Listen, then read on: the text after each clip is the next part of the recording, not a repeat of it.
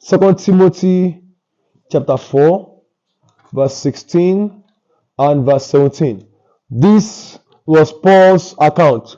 Chapter 4 of 2 Timothy, verse 16 and verse 17, it says, "At my first answer, no man stood with me, but all men forsook me." Apostle Paul. Did you see it? He said, at my first answer. This is the one that we were coming after.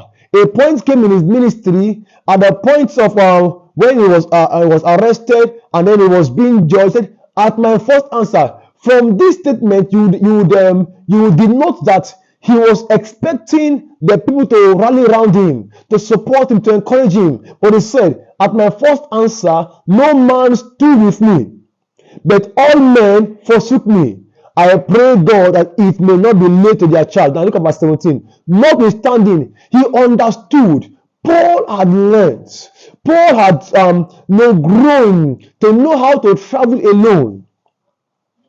The companies were there, fine. Nobody is there. He was single-minded. He was focused. He was fixed. So he knew whatever any man does or whatever any man does not do, I know my purpose, I know my calling, and he gave himself to it, even if it means for him to die. And when nobody stood with him, he didn't recount. He didn't give up. He said in verse 17, notwithstanding, the Lord stood with me and strengthened me, that by me the preaching might be fully known, and that all the Gentiles might hear.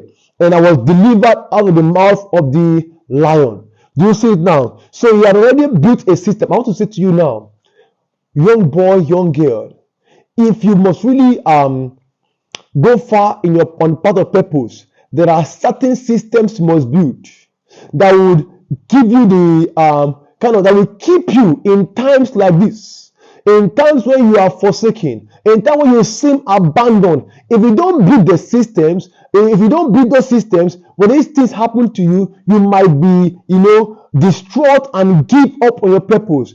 Paul knew, and so he had built a system. His system was depending on God, was trusting God, that even if others would leave him, God will not leave. So you see that you must learn to travel alone.